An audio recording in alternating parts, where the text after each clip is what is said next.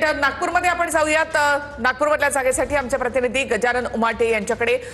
गजानन, एकूणच नागपूर आणि इतरही परिसरात म्हणजे अमरावती, भंडारा, गोंदिया या संदर्भातल्या निकालाविषयी देखील सांगाल। नक्कीच मतमोजणीला सुरुवात झालेली आहे आणि सगळ्यात महत्त्वाचं 5 विदर्भातले 5 मतदारसंघ आहे जिथे निवडणूक होत आहे, त्यापैकी 3 म्हणजे चंद्रपूर आणि इतर जे आहे ते बिनविरोध झालेले आहे। यवतमाळ, वाशिम निवडणूक बिनविरोध झालेली आहे। अमरावतीमध्ये काँग्रेसचा उमेदवार ॲडमिट होता, तिथे काँग्रेस तटस्थ आहे, तिथे भाजपचा मार्ग मोकळा आहे।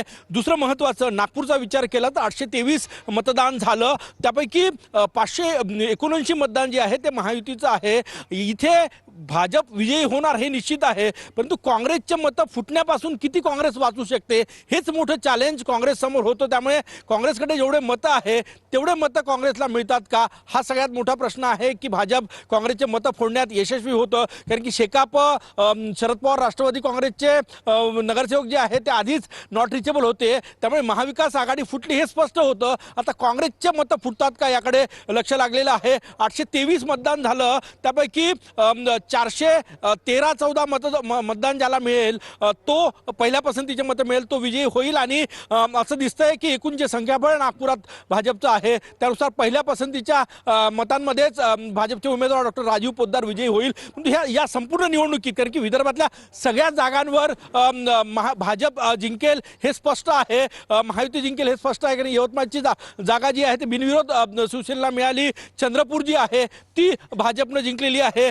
काँग्रेसमध्ये जो अधिकृत उमेदवार होता काँग्रेसचा भंडाऱ्यामध्ये त्यांनी माघार घेतली, फक्त नागपूरचा उमेदवार जो आहे तो टिकून होता। त्यामुळे या निवडणुकीत काँग्रेसवर प्रचंड मोठी नामुष्की उडवली। त्यातल्या त्यात नागपूरची निवडणूक अतुल लोंढे कायम राहिले मैदानात, त्यामुळे त्यांचं जे आहे ते कौतुक केलं जातंय। परंतु इथे आकड्यांचा स्पष्ट खेळ आहे आणि यामध्ये भाजप मोठ्या फरकानं जिंकेल, काही काँग्रेसचे मतं फोडली जाईल। कारण की 650 पेक्षा जास्त मतं नागपुरात भाजपला मिळेल असा दावा जो आहे तो या ठिकाणी भाजपच्या सगळ्या नेत्यांकडून केला जात होता।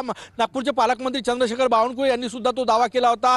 579 मतं महायुतीचे असताना 650 पेक्षा जास्त मतांचा दावा जेव्हा केला जातो तेव्हा भाजपनं काँग्रेसचे महाविकास आघाडीचे मतं फोडण्याचा पूर्ण प्रयत्न केला हे स्पष्ट आहे। जवळपास अर्ध्या ते पाऊण तासामध्ये, कारण की हे बॅलेट पेपरवर हे मतदान झालं, अर्ध्या ते पाऊण तासामध्ये 9, 9:15 वाजता कल जो आहे तो स्पष्ट होईल। थोड्याच वेळा डॉक्टर राजीव पोद्दार भाजपचे उमेदवार या ठिकाणी येत आहे आणि भाजपनं आधीच जल्लोषाची तयारी केलेली आहे।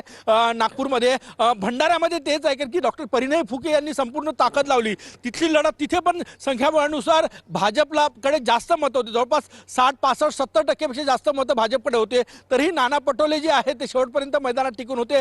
भंडाऱ्यातही भाजपचा उमेदवार विजयी होईल हे स्पष्ट आहे। अमरावतीतही प्रवीण पोटे, कारण की काँग्रेसचे उमेदवार ॲडमिट होते, त्यानंतर काँग्रेस तिथे तटस्थ राहिली, तिथेही भाजपचे प्रवीण पोटे मोठ्या फरकाने विजयी होईल, विजयाचे बॅनर्सही लागलेले आहे। त्यामुळे विदर्भामध्ये